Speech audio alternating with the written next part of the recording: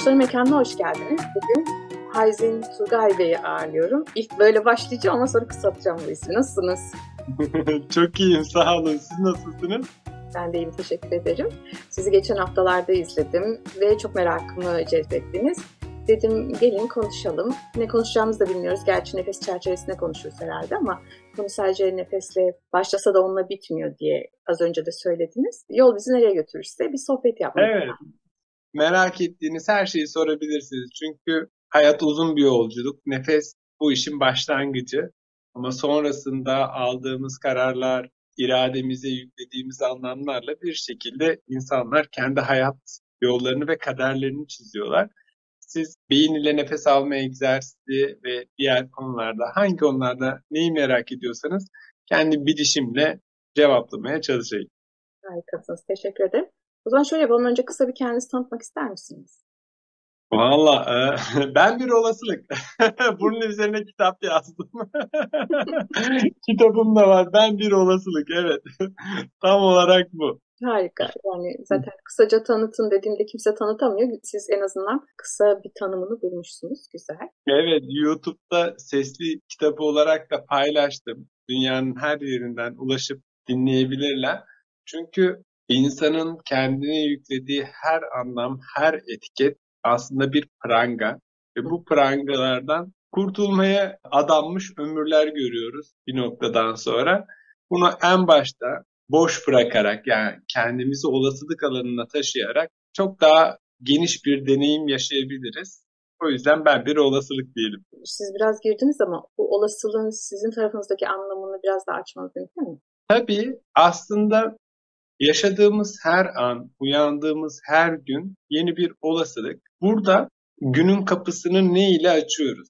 Bu açtığımız duygu o günün akışını çok yoğun bir şekilde belirleyen bir enerji yayılımı gerçekleştiriyor. Biz buna aslında bilimde de çok rastlıyoruz.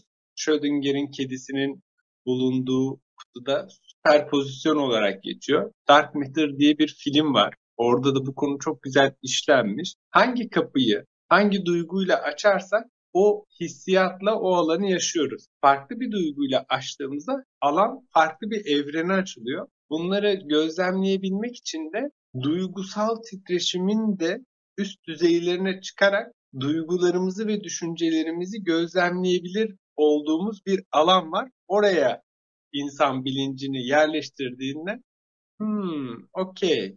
Yani demek ki bu yaratımı bu şekilde yaratıyorum. Yaratımı anlamaya başlıyoruz. Çünkü Peki size hepimiz göre, yaratıcıyız. yani şimdi bu söylediğinize göre hani az önce olasılık demiştiniz ya, ben bir olasılık. Evet. O zaman bu olasılık sizce o baktığınız yerden gözlemci pozisyonu diyelim ona. Hani çift yarık deneyindeki o gözlemcinin etkisinin de araya girdiği bir şeyden bahsediyorsunuz gibi geldi. Sizce orada bilinçli bir yaratım mı yapıyoruz o zaman, yoksa? Tabii. Her seçimle bilinçli bir yaratım yapıyoruz. Bazen insanlar farkındalık seviyesi yüksek olmadığı zaman seçimlerini yapmamışlar gibi düşünebiliyorlar. Ama o seçimler bir şekliyle o kişinin özgür iradesi tarafından yapılıyor ve gerçekleşiyor. Önemli olan seçimleri nasıl yaptığımızı kavrayacak bilince eriştiğimizde bu seçimleri nasıl değiştirebileceğimizi görmek. Peki siz bu idrake gelene kadar ya da nefesle tanışma yolculuğunuzda hangi aşamalardan geçtiniz? Kısaca. Yani derinlere dalmadan üstten üstten. Beni benden aldılar. Aslında cümlenin noktadan muradı konusu burası. Cümle kainat var ortada ve siz bir noktasınız. Cümlenin sizden bir muradı var. Anlamlı bir bütün oluşturmak. Çünkü bu anlam diğer cümlelerin akışına da yansıyor, onlara da ilham oluyor. O zaman biz bir nokta olarak burada yerimizi bilmek ve cümlenin bizi yönlendirmesine izin vermek. Bazen o nokta virgüle dönüşür, soru işaretine dönüşür ama devam eder, öykü devam eder. Hepimizin kolektif yazdığı çok güzel bir öykünün içindeyiz. Bu öyküyü ne kadar genişten alabilirsek o kadar çok ve zengin bir deneyim yaşıyoruz. Buralara tabii ki büyük teslimiyetlerle geliniyor. Yani ben dediğimiz duygu çok önemli bence. İnsanlar beni kabul ettikten sonra bizi kabul edebilirler. İnşallah bunu cümlemiz idrak eder. Çünkü ben üzerinde de çok büyük bir baskı var. Nasıl ya? Ben dediği zaman kişi bencil diye bir etiket yerleştiriliyor. Lakin her şey hak. Yani zaten bireyleşme süreci yaşanmadan dediğiniz gibi bizlik bilincine gelemiyoruz. Peki cümleden kastınız hani başlangıcı ve son olan kişinin kaderinden mi bahsediyorsunuz? O cümle ne? Cümle, ben Alevilik inancıyla büyüdüm. Cümle tüm bizim için varoluşu kapsayan bir kelime. Cümlemizin üstüne olsun deriz. Aslında bunun çok derin kökleri var. Çünkü birçok eren evliya bütün dualarında cümlemizin üstüne olsun derken ağızdan çıkan her sözün bir yaratma olduğunu bilerek ve bir cümle kurduklarını bilerek cümleye nefes verdiğimizde o şekle bürünür. Çünkü ışık sese, ses şekle bürünür. Yaratım bu şekilde gerçekleşir. Bizim sesimizle bir şekle bürünsün istiyorsak cümlemizi nefesimizle yani ışığımızla desteklememiz icap eder ki cümlemiz yürüsün. Hangi mekanda hangi şekle bürünecekse orada o şekle ve mekana bürünsün isteriz. O zaman mutmain oluruz. Yani dileklerimiz gerçek olur, hasıl olur ve bir şekilde kainat bizi bu konuda destekler ve o deneyimi yaşarız. Cümlemiz dediğin şey o zaman kolektif bir şeyden bahsediyoruz. Cümle varoluş, yani bütün varoluşu kapsıyor. Ve orada bir nokta olduğumuzdan. Evet, orada bir noktayız. O nokta genişleyebilir, küçülebilir. Yani kapsayıcılığı genişler ve küçülebilir. Bu da noktanın hangi alanda bulunduğuyla ilgilidir. Bazen çok büyük, geniş bir alandayızdır. Biz de o genişliği kucaklamak isteriz. Bazen baskı altındayızdır. Küçülürüz ve o alandan daha yüksek bir titreşimle çıkmaya niyet ederiz. Yani hayatsal döngüler benim için bu şekilde gerçekleşiyor. Büyüme ve küçülme. Benim sizi izlediğim videoda hatta konuşurken de altını çizmiştim. Zamanla alakalı bir cümleniz vardı. O neydi? Oradan devam edelim. İnsan kendini zaman bilincine açtığında çok büyük bilgiler akmaya başlıyor. Şimdi onu kendi Bak, videolarımda da cümleyi böyle anlat. geçmeyin. Bence çok kıymetli bir cümle. Yavaş yavaş söyleyeyim. İnsan bilinç Kendini kendini zaman bilincine açtığında çok büyük bilgiler akmaya başlar. Burada zamanı iyi kavramak gerekiyor ki mesela yaratıcının en büyük isimlerinden bir tanesi ismi Azam'dır. Orada da zamanın çok derin bir noktasına işaret eder. Zaman bizi sıçratır, hareket enerjisidir. Şimdi zaman enerjisini kabul ettiğimizde bedenimizde bulunan 35 trilyon hücre, o 35 trilyonun hücrenin her bir hücresi 1 trilyon atomdan oluşuyor. hı hı, Yani çok büyük bir organizasyonu yönetiyoruz bedenimizde ve hepsinin dengeli bir şekilde ilerleyebilmesi için bizim büyük bir enerjiye ihtiyacımız var. hı hı. Ve bu enerji hareket enerjisi. Burada atomlar titreşim yaratırken hem enerji tüketirler hem enerji üretirler. Manyetik alan motorlarını bilirsiniz. Belli bir manyetik alan oluşturduğunuzda o kendi kendine dönmeye başlar. Dışarıdan bir enerji ihtiyacı oluşmaz. Hatta ürettiği enerjiyi paylaşabilir, enerjisi azalmaz. Bu hücre bölünmelerinde de hani tekrar dışa salınan enerjinin içe alınıp yeniden var olması gibi. Ya hücre bölünmeleri, hücre belli bir doygunluğa ulaştığında ve alan bulduğunda gerçekleşen bir olay. Benim bahsettiğim olay biraz daha farklı. Yani manyetik alan aslında belli bir noktaya ulaştığında çevresine büyük bir enerji yaymaya başlıyor. Bu enerjiyi biz kendi yaşamsal ihtiyaçlarımız için kullanabiliriz. Mesela Hindistan'da bir arkadaş var. Kendisi yemeden, içmeden 70 yıldır yaşıyor. Birçok bilim insanı bu ermiş için üzerinde birçok deney yaptılar ve evet adam 2 hafta boyunca yemeden, içmeden bilimsel gözlemlerle de kanıtlandı. Yaşamsal fonksiyonları öncesinde ve sonrasında kan testi yaptılar. Hiçbir şekilde değişmemiş. Bunu yapan bir insan var dünyada ve sadece suyla beslenen insanlar var. Şimdi bu insanlar kendi enerjilerini üretmeyi başarmış ve bunu sürdürebilen insanlar. Bu hepimiz için mümkün bir olay. Bu mümkünü gerçekleştirebilmek için de büyük bir teslimiyet gerekir. Yani içimizdeki manyetiği, içimizdeki sonsuz enerjiyi harekete geçirdiğimizde, kendimizi sonsuzluğa açtığımızda o bizi kucaklamaya hep hazır. Biz onu kucaklamaya bilinç olarak hazır olduğumuzda o bilgi açılmaya başlıyor. Yani bunu ben de deneyimlemiştim. Bu 72 saat doğrucu gibi bir şey tutmuştu. 24 saat sonra bir kafa ağrıları falan yaşarken bu saatler ilerlemeye başladıkça böyle bir enerji patlaması gibi oluyor. Ekstra ekstra enerji geliyor, iş yapmaya başlıyorsunuz falan ama bir noktadan sonra da insan korkuyor. Ne oluyor? Ya bak ne güzel işte insanın en büyük korkusu kendi içindeki sınırsız güçle yüz yüze gelmesin. Wow, ben neymişim be abi? Bende neler varmış? Çok kıymetli gerçekten söylediğiniz. Ama ben geriye dönüp o hani zaman kavramını anlamak için size verilen zamanı değerlendirmek gibi de bir şey söylemiştiniz. Onun dışına çıkmamak ya da altında kalmamak. Sadece onu idrak, Kabul etmek. kabul etmek. Yani biz aslında yaratıcıyız. Hepimiz farklı alanlarda Hı hı. farklı yaratımlar gerçekleştiriyoruz. Hareket de yaratıyoruz, zaman da yaratıyoruz.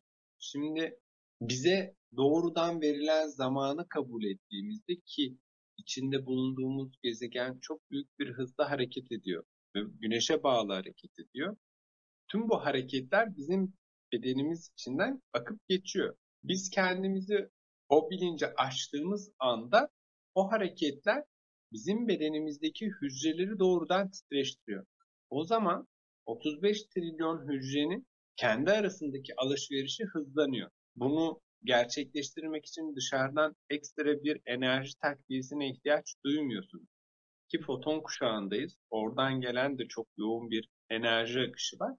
Tabii bunları bedenimizde iyi idrak edebilmek için mekan bilgisine de haiz olmamız gerekiyor. Çünkü zaman hareket enerjisi, mekan durağan enerji. İki enerjiyi dengelediğimizde yani o hareketin mümkün olduğu bir alan açtığımızda, bedenimizi açtığımızda bilinç kademe kademe genişliyor. Yani yükselme diye bahsettiğimiz temel prensip aslında genişleme. Tüm yönlerde küresel olarak düşünün. Aşağı, yukarı, sağa, sola, öne, arkaya tüm yönlerde bilinç genişlemeye başladığında sakinleşiyorsunuz. Çünkü mekan genişliyor. İnsanların üzerinde çok büyük bir zaman stresi var. İşte dünya okulu kapanıyor veyahut işte zaman hızlı akıyor. Bir an evvel bir şeyleri gerçekleştirelim, bunları deneyimleyelim diye. Yani buralardan sıyrılmaya başlıyorsunuz. Çünkü mekan genişledikçe zamanın sonsuzluğunu ve bunun size ait olduğunu kabullenmeye daha meyilli oluyorsunuz. O vakit ben bu zamanla, bu mekanla ne yapacağım? İşin geleceği nokta belli ve oradan ilerisini görmeye çalışıyorsunuz. Tamam, tüm zamanlar benim, tüm mekanlar benim. Peki ben şimdi içinde bulunduğum hayatı neden, nasıl gözlemliyorum? Ve burada bu bilincimi nasıl genişletebilirim? Çünkü tatmininiz üst düzeylere çıkıyor. Bir şeyleri öğrenmek, bilmek çok keyif veriyor bize. Bunu hepimiz biliyoruz. Sizin şu an aslında benim ve birçok insanla sohbetinizde en temel muradınız yepyeni bilgilerle bilincinizi genişletmek. Bu çok büyük bir haz verir, tatmin verir. Burada bizim bu bilgileri kabul edebilmemiz için temel prensip evet zamanı kabul etmek, mekanı genişletmek, bunun bedendeki yansıması da sinir ağımız. Sinir ağımızı açmak, dendritleri açmak. Burası bir dendrit yumağı. Yani açtığımız anda çok büyük bir bilgi akışı var. Çok da büyük bir tatmini var tabii ki bunun. Yani doğrudan okuma dediğimiz, Kur'an-ı Kerim'de de geçer. Oku, bağışlayan Rabbin adıyla oku. Yani Beni bir alaktan yaratan Rabbimin adıyla oku. Evet, yani burada okumaya başladığımızda çok derinleşiyorsunuz. Çünkü hayatın her anında okunacak bir şey var. En başta kendimize okumak. Oraya diyecektim zaten. Hani az önce dediniz ya, zaman hareket enerjisi, mekan durağan bir enerji ve o hareket enerjisi durağanlıkta derinleştiğinde aslında andan bahsediyoruz. Göz açıp kapayıncaya kadar varsın dediği o anın içinde derinleştiğinde, mistiklerin dediği gibi o samsara döngüsünde derinleştikçe, anın, mekanın genişlediğini gördükçe, bu bilgi toplama dediğimiz şeyin aslında dıştan içe değil, içten dışa zuhur ettiğini idrak ediyorsun. O zaman içinde daha neler var diye merakla nefes mi alıyorsunuz? Burada da nefese getireyim lafı. Evet, nefes alıyoruz. Nefes benim için büyük bir kırılma noktası. Çünkü sinir ağımızı besliyor ve geliştiriyor. Sinir ağınız güçlüyse, dinamikse algınız açılıyor. Hayata yüklediğiniz anlamlar bir bir dökülüyor. Yani çünkü bakın bir anlam yüklediğiniz zaman o bir yük, hal, bedenim yani. Yaşam benim içimde akan bir ırmak. Burada bedenime bir anlam yüklemeye başladığım anda o bana sırtıma, hücrelerime yük oluyor. Ama bu döngüden çıktığınız anda okey, hem bedenim hem de ruhum. Yani zaman mekan arasındaki denge ne kadar kıymetliyse beden ve ruh arasındaki denge de o kadar kıymetli. Işık, karanlık hepsi bir denge meselesi. Madde, mana bunların dengesini sağlayabilen şey bizim bilincimiz. Bu bilinci sinir ağınız güçlüyse çok daha hızlı bir şekilde genişletmeniz mümkün. Genişletmekten kastım da tamamen sahip olduğunuz öz genleri açmak. Genlerimiz gen, işlet, genişlet, genlerini çalıştır. Zaten bu hani simyotik metamorfoz derslerinde de anlatıyorum ben. Nefesin o oksijenle yanması, o bilginin yakması aslında bilincin beyinde olmasından çok kalbe inmesi. Yani bilginin kalbe inmesinden bahsediyorum. Siz de geçen de biz konuşurken kalpteki olgudan bahsetmiştiniz. Orayı da biraz nasıl tanımlıyorsunuz? Şöyle, sinir ağınız geliştikçe bedende iç duyu olarak bilinen proprioseptif duyu var. Hı hı, Bu duyu aslında bedenimizdeki hislerin beyin tarafından algılanmasını sağlayan bir sinir ağı sistemi. hı hı, Biz burayı o kadar ileri düzeyde geliştirebiliriz ki bedenimizdeki her bir hücreyi, her bir organı hissedebiliriz. Ben bunun üzerine küçük bir deney gerçekleştirdim. Adına da kalbe erişim deneyi dedim. Kalbimiz hem çizgili hem düz kaslardan oluşur. Çizgili kaslarımız eklemlerimizde bulunan ellerimizi, ayaklarımızı, başımızı, omzumuzu düzenli olarak hareket ettirebilmemizi sağlayan kas düzenekleridir. hı hı. Düz kaslarda bizim üzerinde hakimiyetimiz olmadığı düşünülen iç organlarımızın çalışmasını sağlayan kas sistemidir. Kalbimiz hem çizgili hem düz kaslardan oluşur. Bu çok muazzam bir yaratımdır. Neye benziyor aslında siz böyle anlatırken? Meridyenlerle paralellere benzettim. Aa, çok güzel. Şimdi burada bütün modern tıbbın kabul ettiği şey biz kalbimizin atımlarını kontrol edemeyiz. Hı hı. Yani o bizim bilincimizin dışında kendi sistemi ve ritmiyle atar. İşte tabii ki hastalık vesaire durumlarında bunlar değişebilir ama genel olarak insan beyniyle kalbine herhangi bir komut verip şey yapamaz. Sevdiğinizi gördüğünüzde yüksek volümle atabilir. Ama bunlar yine modern tıp tarafından bilinç dışı yani bilinçsizce yapılan eylemler olarak kabul edilir. Biz burada bir algıyı kırdık. Yaptığım deneyle kendi kalp volümümü istemli olarak %30 yükseltip alçaltmayı başardım. Bunu tabii beyinle nefes alma egzersizini keşfettikten 3 yıl sonra gerçekleştirdim. Çünkü proprioseptif duyumu, iç duyu, sinir ağı bedende geliştikçe daha derin dokulara iniyor ve kaslarınızı hissedebiliyorsunuz. Yani ben kalp kaslarımı çok yoğun hissediyorum ve aslında damarlarımı da çok net hissediyorum. Kan akışıma müdahale edebiliyorum. Kanımı istediğim zaman hızlandırıp istediğim zaman yavaşlatabiliyorum ki kalbimdeki volümü bu şekilde arttırıp düşürmeyi başardım. Bu deneyi nasıl gerçekleştirdiğimizi anlatmak isterim.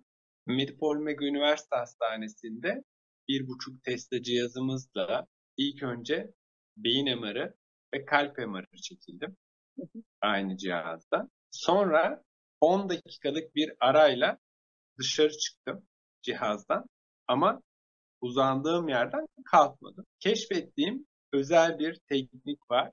Kan akışımı hızlandıran ve kalp volümüme etki eden. Bu egzersizi meditatif olarak gerçekleştirdim ve sonra tekrar MR cihazına girdim. Ölçümlerde beynimde %1,5'luk bir büyüme gerçekleşti. Kalp volümünde de %30'luk bir volüm gerçekleşti. Bu çok büyük bir rakam. Bunları dayımla paylaştım. Kendisi Profesör Doktor Kenan Sönmez. İyi bir kalp cerrahıdır. Yani bunu nasıl yaptığımı çok merak ettim. Dedim ki dayıcım meditasyonla yaptım ve kendi keşfettiğim özel bir meditasyon bu dedim. Çünkü bunun gerçekleşebilmesi için dışarıdan ciddi bir ilaç etki almanız gerekiyor kalp bölümünü o kadar yükseltebilmeniz için. Ama bu seviyeler hep kademe kademe ilerleyen, işte sinir ağının gelişmesiyle ilerleyen olaylar. Bedenimizi keşfettikçe onun içindeki hazine çok büyük. Onu inşallah herkes sevgiyle, güzellikle keşfeder ve içindeki ışığı serbest bırakır. İnşallah. Yani zaten diyoruz ya insan kendi içinde derinleştikçe kendi farkındalığına varıyor dediğiniz şey bu aslında. Bazen o kadar kendine yabancı danışanlarımız oluyor ki ya da zamanında ben kendimi söyleyeyim, başkalarını söylemeyeyim. Ağrınızın, hani ağrın nerede, onu neye benzetiyorsun dediğinde onu hayal bile edemiyordum.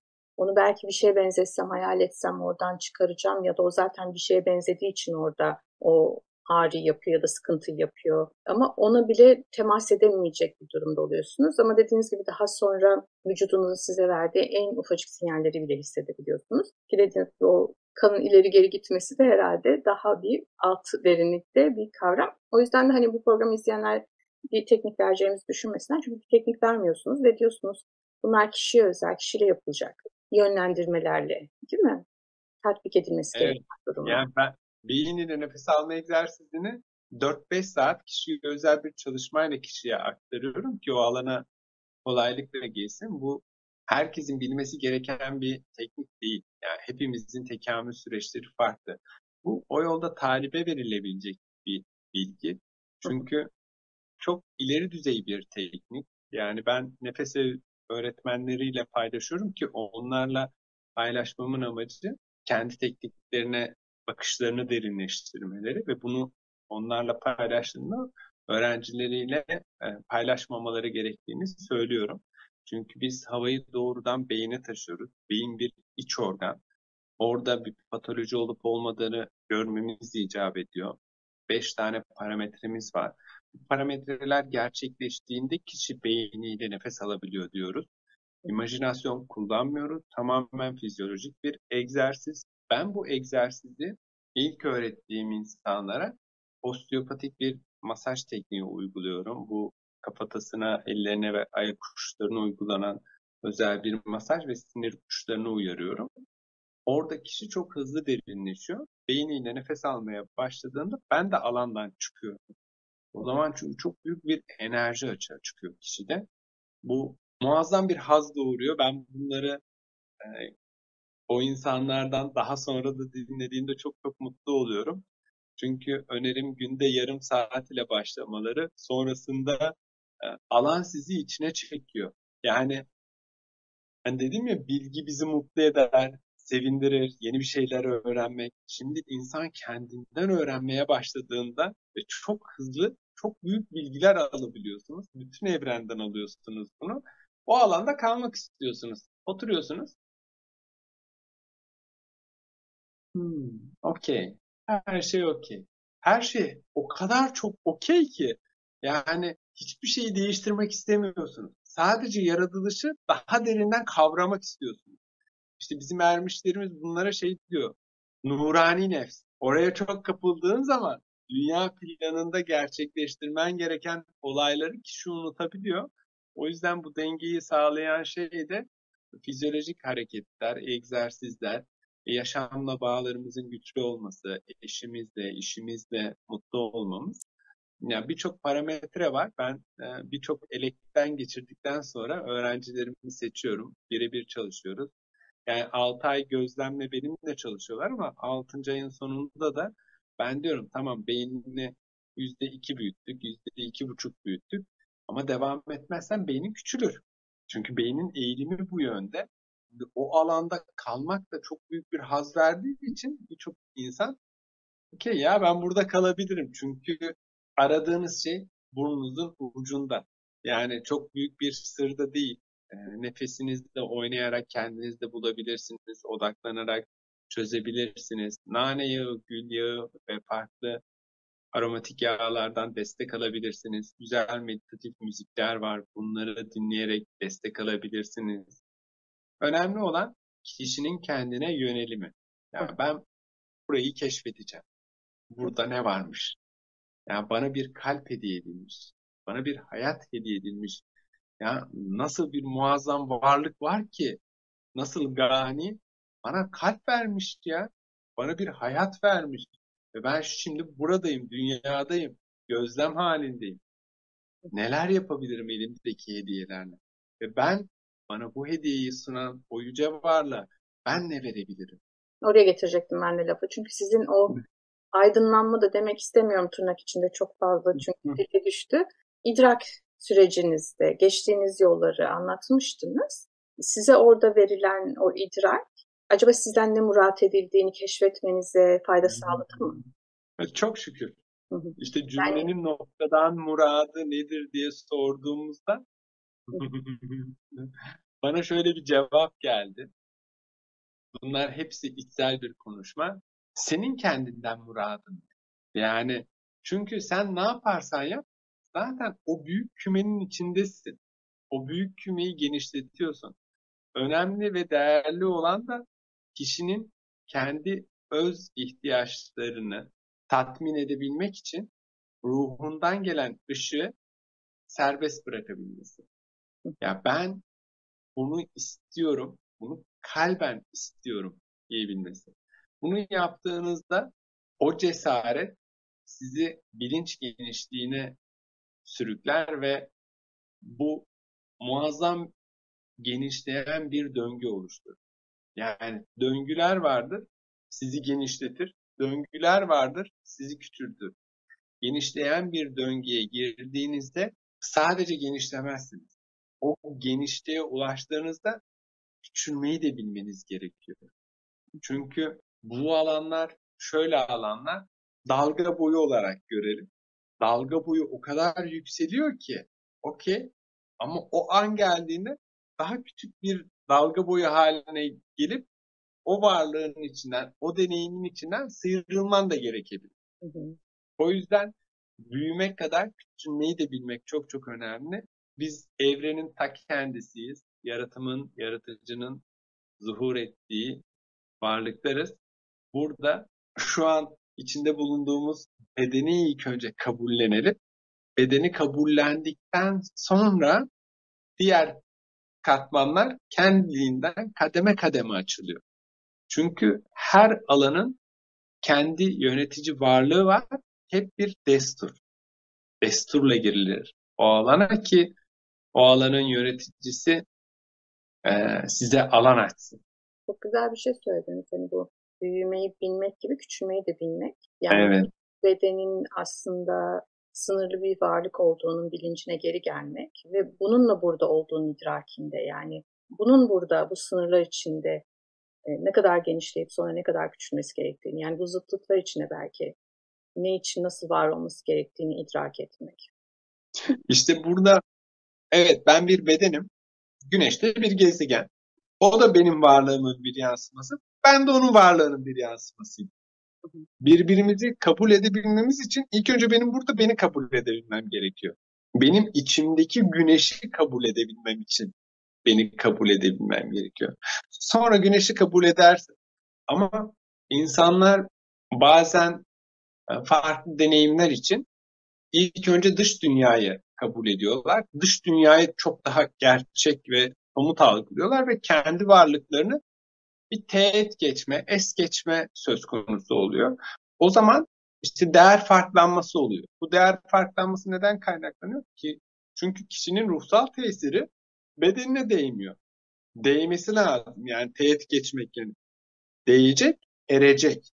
Yani ruhsal tesir bedene değecek, bedende erecek. Bedeni dönüştürecek. Yani kendinize değer vermekle başlıyor her şey.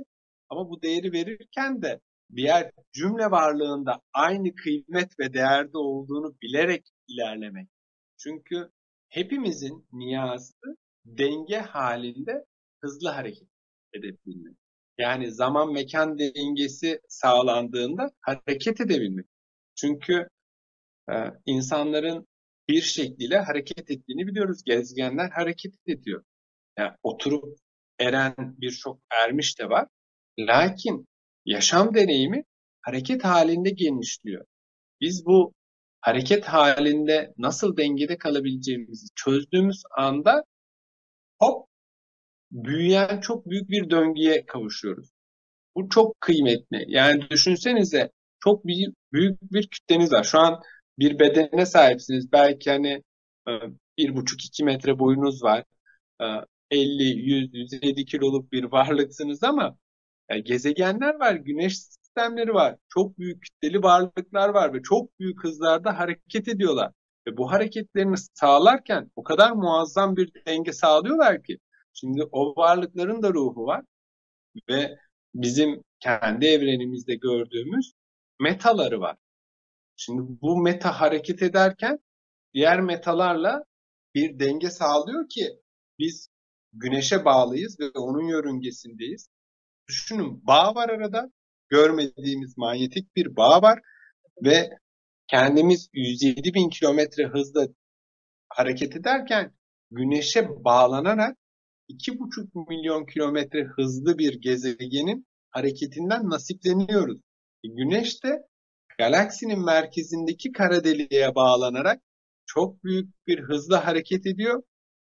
Galaksinin merkezi de hareket halinde. Yani hep birbirimize bağlı hareket ediyoruz. O yüzden bu alanlarda kendini ilerletmiş, size sıcak gelen insanlarla bir arada olmak büyük bir kolektif alan oluşturuyor. Bu kolektif alanda da enerji çok yoğun bir şekilde akıyor. Biz buna dünya planında morfik alan diyoruz ki Amerika'da bir eyalette çok güzel bir araştırma yapılmış. Ben bunu paylaşmayı çok istiyorum. Şimdi orada İtalyanlar ve İngilizler üzerinde yapılan bir araştırma bu. 20 yıl boyunca oradaki insanların yaşamları gözlemleniyor ve İtalyanlar çok daha yağlı, hamur işi gıdalarla beslenmelerine rağmen İngilizler daha hafif ve vegan, vejetaryen beslenmelerine rağmen İngilizlerin daha erken öldüğünü tespit ediyor bilim insanları ve bunun sebeplerini araştırıyorlar. Sonra fark ediyorlar ki İtalyanlar Dedikodu birbirine yapıyor. ailecek çok daha bağlılar. Evet. Aile bağları, Yani sohbetleri, konuşmaları, tanıdığım İtalyanlar var. Size öyle e, anlatınca dedikodu yaptıkları hiç sıkıntı biriktirmiyor adamlar. Uzun yaşıyorlar diyecektim. ya bu işte bağ kurmak. Bakın bağ kurmak 72 saat anlatırım ama güven duygusunun temeli. Bağ kurduğunuz anda bedene gelirsiniz. Şimdi sizi seven insanlarla bir araya geldiğinizde ortada güzel de bir muhabbet varsa oradaki alanla birlikte çok daha yoğun tesirler gelir bedene. Dünyaya enerji çekersiniz. İngilizler daha öznel yaşadıkları için, daha bireysel yaşadıkları için hani ne kadar bilinçlerini genişletmiş olsalar da bu bir fizik kuralı. Ruhsal enerji var, fizyolojik enerji var. Ben ruhsal enerjimi buraya çekebildiğim ölçüde dünyadayım. Zaten ölüm diye adlandırdığımız metafor ruhsal enerjinin çekilmesi diyoruz. Şimdi bizi birbirimize bağlayan güçlü bağlar varsa ne yapıyor? O ruhsal enerjimizi de çekiyor. Şamanlar da ne yapıyor? Hastalık döneminde ruhsal enerji tekrar bedende merkezlemek çalışması yapıyor. Süper Baba'da da çok güzel bir sahne vardı hatırlarsanız. Bir hanımefendi hastalanıyordu. Orada onu seven insanlar o hastane odasında gelip başucunda el ele tutuşuyordu.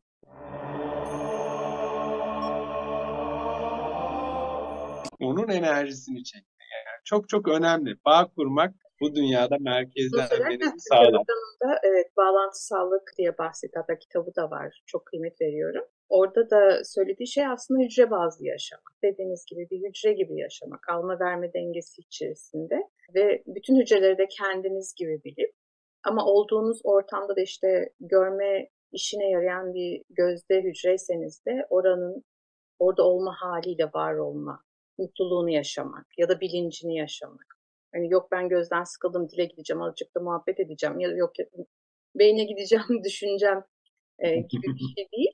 Dediğiniz gibi hiçbirinin birbirinden ayrı olmadığı bir vücut bulduğumuz belki de bir hayatı deneyimlemek. O yüzden siz mesela size gelen insanlar önce kendilerinde neyi düşünsünler, bulsunlar ve gelsinler. Ya da siz mesela dediniz ya seçiyorum ben. Neye göre seçiyorsun? Kendine güvenmesi gerekiyor. İnanması icap eder. Çünkü o alan çok güçlü bir alan. Ben birçok Alzheimer demans hastasıyla çalıştım.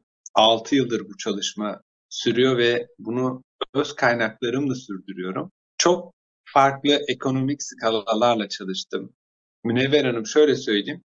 Alzheimer demans hastası olan bütün insanlarda temel olarak gözlemlediğim en önemli duygu güvensizlik. Yani güven duymadığı zaman kişiler küçülmeye başlıyorlar. Çünkü bağ kurmayı bırakıyorsun. Bak, güven duymak açıklık, el açıklığı. Güven duymamak bu. Kalp böyle kalıyor bakın. Kalp bu ya.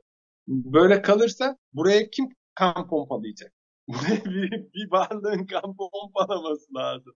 Ama kişi kalbini böyle tutuyor. Bu çok büyük bir metafor. İnsanlar aslında neden güven duymaz? Korktukları için. Korktukları zaman, o korkularla yüzleşemedikleri zaman ne yapıyorlar? Küçülmeye. Yani aslında sinir ağlarındaki enerjiyi kapatmaya, sıkmaya başlıyorlar. Bunu biliriz. Bir sistem kapalı sistem haline geldiğinde orada ince bir bariyer oluşur ve bu bir noktaya kadar sizi korur. Ama ömrünüzü uzatmaz. Öyle söyleyeyim size. Daha erken sizin bu dünyadan göçmenize vesile olur. Çünkü enerji akış halinde. Sonsuzluğu bakın bırakmamız gerekiyor.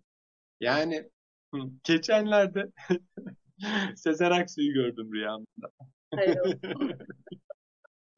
Sezen Aksu yanımda ve ona şunu söyleyeceğim. Çok önemli bir şey keşfettim. Tamam mı? Hepimiz eşsiziz. Bunu söylemek istiyorum ama o ağlıyor. Tamam mı? Dün de içimde dönüyor. Hepimiz eşsiziz. Hepimiz eşsiz varlıklarız diye. Ağlıyor. Niçin ağlıyor biliyor musunuz? Uzakta bir sesler duyuyor. Sezenciğime selam olsun bu arada. Canım ya. O seslerin gürültüsünden korktuğu için ağlıyor. Ben de onu teskin etmek için şöyle söylüyorum. O sensin, güvendesin. O sensin. Yani gölge yanlarımız, dışarıda gördüğümüz, duyduğumuz, adını bilmesek de bize yansıyan ne varsa o biziz. Onlarla yüzleşmeye hazır olmak, güvende olmak. Bizi yaşatan temel faktör bence bağ kurmak, güvende olmak ve ışığımızı paylaşabilmek. Bağ kurmaktan vazgeçen insanlarla çalışmıyoruz. Çünkü biz burada ilk önce birbirimizle bağ kuracağız. Yani bu bağ çok kıymet veriyorum ben.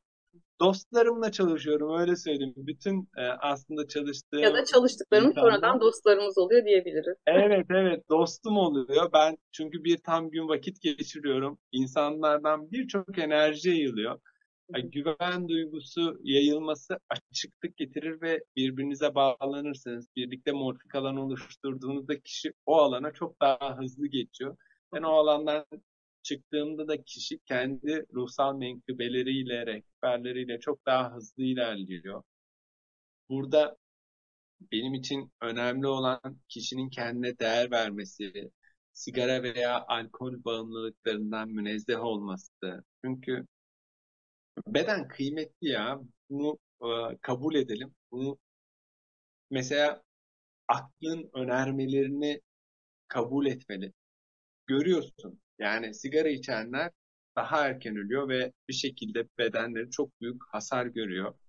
Oksijenlenme mekanizmasını doğrudan düşürüyor. Benim babam 45 yıl sigara kullandı ve KUAF'tan vefat etti 2017 yılında. Allah rahmet eylesin ama burada anlatmak istediğim kişinin kendine gerçekten sevgiyle yöneldiğini görmek. Bunu gördüğüm zaman seve seve bana gelen o bilgiyi olduğu gibi paylaşıyorum. Bu da kademe kademe tabii ki. Çok uzun bir çalışma. Orada kişi kendini irşad edebilir. Kendi kendini irşad ediyorsun zaten. Olay o. O yüzden bir gün eğitim veriyorum ve sonra takip ediyorum. İrşad kelimesini ne manada kullanıyorsun? Bilincini genişletme. Kişinin kendi bilincini kendi emekleriyle geliştirmesi. Çünkü çok ilginç, güzel çalışmalar görüyorum. Allah hepsinin yolunu açık etsin. Birileri için çalışıyor yani. Bu bana farklı geliyor. Yani bence kişi kendine emek ve değer vermeli. Burada işte ben çalışıyorum gibi birçok zamansal bahane üretilebilir ama bu da zamansal çatışma işte. Harekette çatışması var kişinin. İşte ben sana bir miktar para enerjisi vereyim. Sen benim içime, yani benim için çalışma yap. Ben sana onay da veriyorum. Sen kendine zaman ayırsana. Yani bir kişinin kendine verebileceği en büyük kıymetler bence zaman vermesi. Ya sonsuzluğu kabul etmek işte burada geliyor. Yani kendine öyle bir değer vereceksin ki ben sonsuz bir varlığım, sonsuzluğu aldım, kabul ettim. Okey. O zaman sakinleşmeye başlıyorum. Şimdi ne yapacağım? Şimdi hayatı yeniden kurgulamam gerekiyor. Çünkü çocukluğumuzdan beri birçok insana dayatılan temel mesele anı yaşa, anda kal. Niye? İstediğim zaman geçmişe de gidebilirim, geleceğe de gidebilirim. Bunun dengesini sağlamayı gösterin bana. Şimdi size anlatırken şey geldi aklıma. Mesela bu tekniklerden sonra ya da kendinizde bu bilince vardıktan sonra hani o genişleme dediğimiz alanda aslında siz her şeyi yavaşlattığınızı düşünürken hızlanıyor hayat. Yani tersiyle muamma mı denir? Tam bir kaos gibi aslında. Yani Ben çok güzel yavaşladığınız yakaladım. düşündüğünüz yerde hızlanıyor şey gibi. High speed internette bir şey download etmek gibi. Çok büyük dosyaları çok kısa sürede indiriyorsunuz. Orada bir hız var mı var ama aslında çok büyük bir dosya iniyor size ve onu belki işte yavaş yavaş idrak ediyoruz ya da yavaş yavaş çıkmaya başlıyor diyebilirim. Çünkü ben de yaşadığım büyük korkulardan sonra oraya geri döneceğim. Korkunun kalbi kapatmasından bahsettiniz ya. Belki beynin de küçülme sebebi olabilir dediniz. Korku gerçekten çok yüksek bir enerji. Ve o döngüye girdiğinizde kapalıysanız, yani işte ben kapatayım kendimi böyle korkular bir daha yaşamayayım. Diyelim siz bana kazık attınız. Bir daha ben başkasına güvenmeyeyim ki bana kazık atmasın dediğiniz yerde aslında kendinizi kapatıyorsunuz ama yaşayacaklarınıza engel olmuyorsunuz. Yani hayatta bunu zaten görüyoruz. Ben danışanlarımda da görüyorum. Mutlaka o deneyimi yaşamanız gerekiyorsa siz o şekilde bir yerden geçiyorsunuz. Yani bu kendi kendinizi kandırma yolculuğu da olabilir. Tam kimseyi görme, dağ başına ormana git. Bu sefer de kendini kandırıyorsun belki gibi bir döngünün içine giriyorsun. Evet, korkunun sınırlarını aşmak zor. Benim bunun için bazı tavsiyelerim oluyor. Siz ne dersiniz? Valla buyurun tavsiyelerinizi heyecanla bekliyorum şu an. Çok güzel oldu. Çok güzel yakaladınız. İnsan yavaşladığını düşündüğü yer çok büyük bir hız kazanıyor. Hı hı. Bu çok ince bir şey. İşte o korkuyu aştığınız zaman da kalp özgür kalıyor. Sizin tavsiyeleriniz nelerdi? Çok merak ettim şu an. Öyle bir download yaşamış biri olduğum için zaten o anı biliyorum ve anlatabiliyorum. Şöyle bir şey, korkunun sınırında daha büyük bir korku var. O yüzden adım atmaktan çekinmeyin. Ama daha büyük bir korku dediğimiz şey aslında kendi circle'ınızı genişlettiğiniz bir yer. Her genişlediğiniz yerde daha büyük bir korku olacak. Ama siz adım attığınızda daha geniş bir alanda o korku yönetebilir. Yani aslında büyüyebilir oluyorsun. İşte bir eşik var. Dediğiniz gibi çember genişledikçe sınavlar büyüyor. Burada işte teslimiyet gerekiyor dediğim nokta burası. Teslim olan gelsin. Yani birçok arkadaş beni şöyle arıyor. İşte hocam beynimi geliştireceğim. Aklımdaki sorulara cevap bulmak istiyorum. Aslında ben de diyorum ki yani aklındaki sorulara cevap arayan birçok arkadaşım aklındaki sorulara cevap bulmak için gelme. Aklının dışına çıkmak için gel. Aklının dışına çıktığında cevap ortada. Yani aramıyorsun. Orada bir arayış bilgisiyle geliyorlar. Çünkü üç boyutlu düzlemde bunlar arama, bulmak üzerine kodlanmış sistemler. Fakat gözlemci bilincine geldiğinizde neyi arıyorsanız o zaten gözünüzün önünde oluyor. Ha, okey, buradaymış. O yüzden aklın dışına çıkmak çok çok önemli, kıymetli. Burada çıktık, geri gelebilmek. Yani bu dengeyi sağlayabilmek. Çünkü hayatın içindeyiz. Hayat devam ediyor. Ve insanın da işte kendinden muradı bana göre de o zaman kendim sorayım, kendim cevaplayayım. Dediğiniz gibi ben de hani akademinin adına zihin kalibrasyonu koydum. Çünkü o zihin kalibrasyonu dediğim Dinin kalibrasyonu çok iyiymiş. yani çünkü zihni kalibre ede ede onun sınırlarının dışına çıkabiliyorsunuz. Yani o paradigmalar öyle kıra kıra çıkıyorsunuz. Okey çıktım ne yapacağım ama aslında sizden murat edilene göre ya da size verilen fıtrata göre girip çıkmak da gerekiyor o duruma. Ki buradaki varlığınız şenlensin. Yoksa bir anlamı Evet. yok bedenin değil mi? Ya işte öyle. İnsan kendinden muradını gerçekleştirmek uğruna her şeyi göze alabilmeli. Çünkü onun senden muradı zaten senin içine vakfı olmuş ki sen kendinden bir şey istiyorsun. O zaten bildireceğini bildiriyor. Ekstra o hiç bildirmemiş gibi ya ne istiyorsun benden? Yani bu çok büyük bir yargıya gidiyor. Birçok tartışma programında bazen denk gelip görüyorum. İşte yaratımın amacı ne? Onun amacı ne? Bunun amacı ne? Ya orayı sorgulaya yani insan aklını bir yere bağlamak istiyor. Bu bence insanın kendine yapabileceği en büyük zulümlerden bir tanesi. Aklı bir noktaya bağlamaya çalışmak. O yüzden ben bir olasılık. Ya aklım her an her şey olabilir, değişebilir. Yaratıcının benden muradı da değişebilir. Benim de ondan muradım değişebilir. Anlatabildim mi? Burada o zaten benim içimde, ben onun içindeyim. Burada birbirimizle olan yani küçük büyük arasındaki bağı güçlendirdiğimizde bana şöyle bir cümle geldi. Cümle kainat bir zerre üzerinde yürür.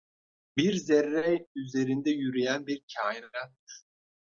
Bütün o güç, bütün o bilgi bir zerrenin içinde kayıtlı ve o zerre o kadar güçlü ki bütün kainatı taşıyor. O yüzden buraya bakmak, burada ne olduğunu iyi idrak etmek. Sinir ağımız o yüzden çok kıymetli. Sinir ağının taşıyabileceği elektrik yükü, yaydığı enerjiyle girdiği alan, bağlantısallıkları çok çok kıymetli bilgiler taşıyor bilincimize ve genişletiyor.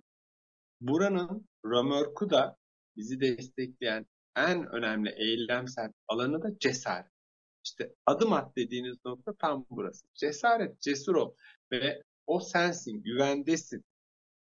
Yani onun tüm suretlerle yüzleşip tüm o suretlerde kendimizi görene kadar bu oyun bir şekliyle devam edecek. Kişi birçok karma yaşayacak. Bu karma alanından, döngülerden münezzeh olabilmek için de bence baştan güzel bir kabul hoş olabilir.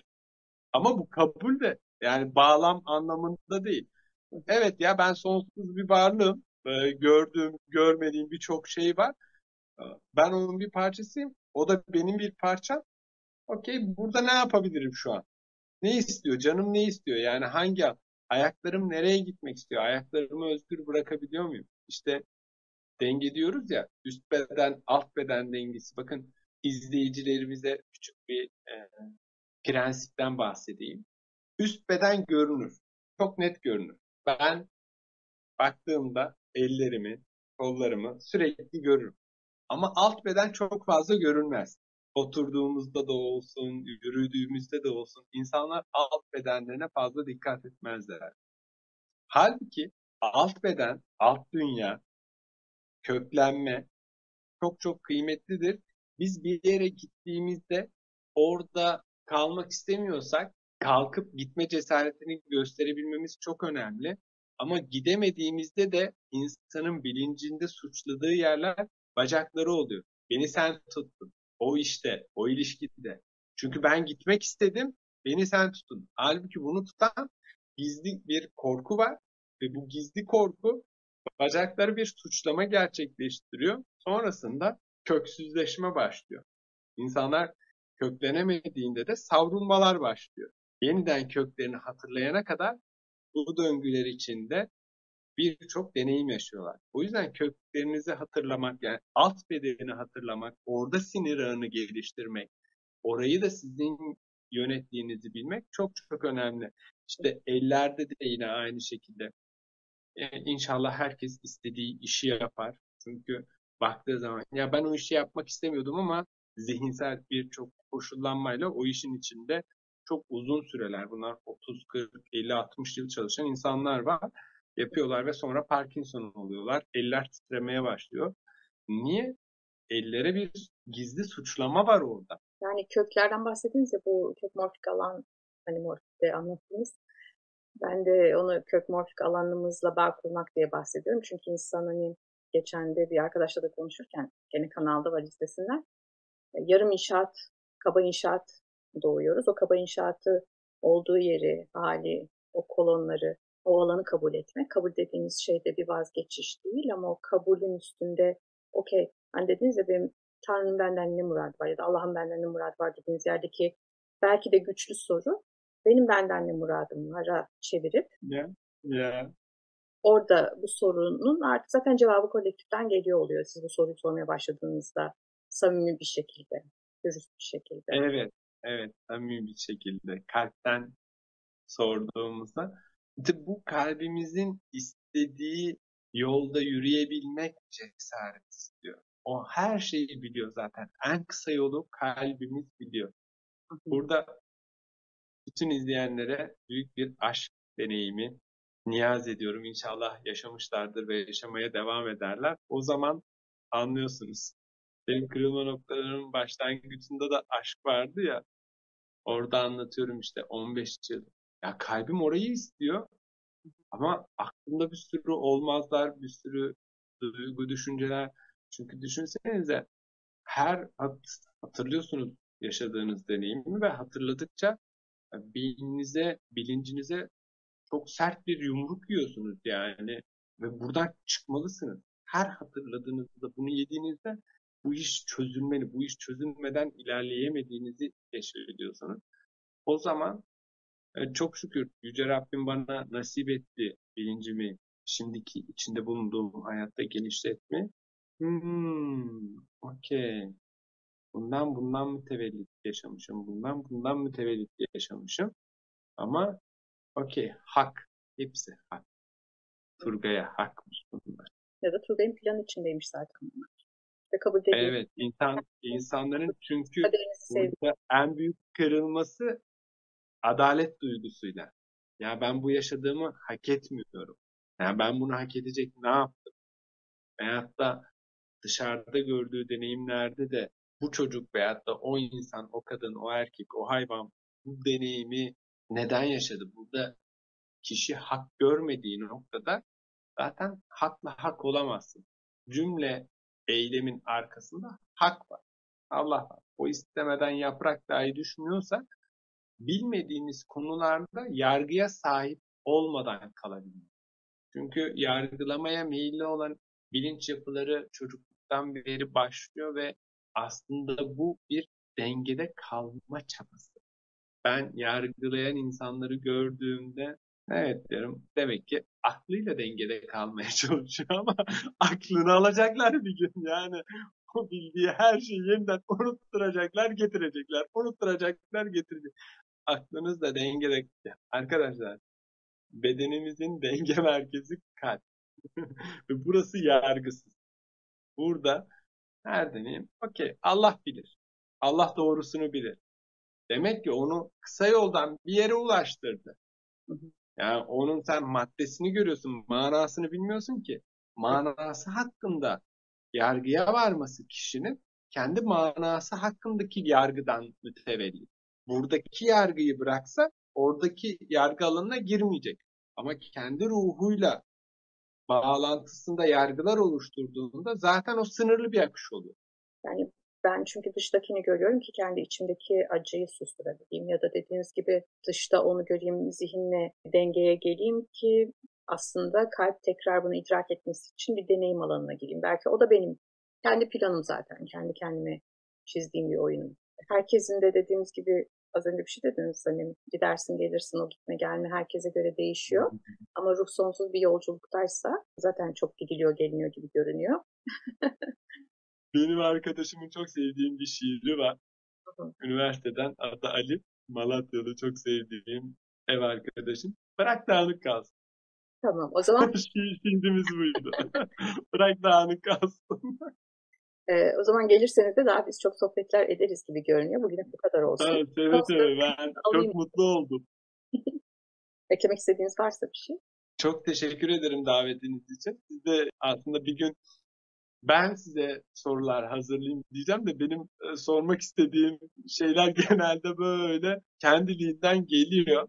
Ama varoluşsal düzlem üzerinde merak ettiğim çokça şey var. Onlardan böyle birkaç soru hazırlayayım size. Bir gün de ben size de sorular sorayım. Tamam, harika olur. Ama zaten ben de biliyorsunuz hani hiçbir hazırlıkla gelmedik. Hiçbir soru cevap yapmadan. Anda ne açılırsa ben de onu seviyorum. Çünkü diyorum demek ki nasibimiz doymuş. Öyle muhabbetler hoşuma gidiyor. Ha, eğer bir konu etrafına döneceksek o konunun birkaç başlığını belki kafamda oluşturuyorum ama bugün gerçekten oturup, çünkü bu programı normalde yarın çekecektik. Hiç düşünmeden de bugüne aldık ve anda ne geliştiyse ben çok memnunum. Az önce konuşurken olan olduğu gibi kabul etmek ya da diyelim kendi olduğun yerde mutmain olmaktan bahsetmiştik ve siz onu anlatırken ben Merkez Efendi hikayesi aklıma geldi. Bilmeyenler için de o hikayeyi tekrar anlatalım mı bilmiyorum, ya da anlatır mısınız? Ya da bu bağlamda eklemek istediğiniz bir şey var mı? Şimdi benim bütün çalışmalarım bana yine ruhsal akışla gelen bir cümleyle başlıyor. Merkez Efendi'nin hikayesine de çok çok benziyor. Olan ve olmakta olana sevgiyle, varlığıma ışık tutan tüm varlıklara teşekkür ederim. Bu cümle benim bütün bilincimi genişleten bir dinamik. Aslında beni bende merkezleyen bir dinamik. Çünkü bir alana giriyoruz. Bu alana girerken bir selam vermek gibi bir oluş alanı var. Bu oluş alanında her şey olmaya devam ediyor. Olan oldu, olacak olan olacak ama içinde bulunduğumuz anın her bir zerresinde de cümle kainat büyük bir hareket halinde. Ve onlar kendi amaçları, kendi yörüngelerinde bir şeyleri gerçekleştiriyor. Bu alanda gözlemci kalabilmek, kendi merkezimizde kalabilmek için olağan ve olmakta olana sevgiyle, varlığıma ışık tutan, yani benim ben olmamı sağlayan, bana beni gösteren tüm varlıklara teşekkür ederim. Beni kabul edin. Bir desturla giriyoruz. Burada fark ettiğim en önemli noktalardan birisi atomik hareketler. Şimdi biz bir atomun nasıl titreştiğini biliyoruz. Merkezinde proton, nötron ve çevresinde orbital alanı oluşturan elektron var. Ve elektronlar gözlemlenebilir. Çok hızlı hareket ediyorlar ve merkezin dış alanlarını genişletiyorlar. İşte manyetik alanı da burası oluşturuyor. Hepimizin orbital alanları var. Hatta hep söyleriz ya, aslında iki parmak birbirine atomik düzeyde değmez. Biz sadece onların birbiri üzerinde oluşturduğu elektronik titreşimleri hissederiz. Hepimizde şöyle bir bilinç var. Bu uzun zaman önce bende de vardı. İyiye tutunmak. Bakın, proton artı yüklüdür. Elektron eksi yüklü ve dışarıda döner. Nötronsa yüksüzdür. Şimdi bizim gözlemci bilincini sağlayabilmemiz için nötr kalabilmemiz.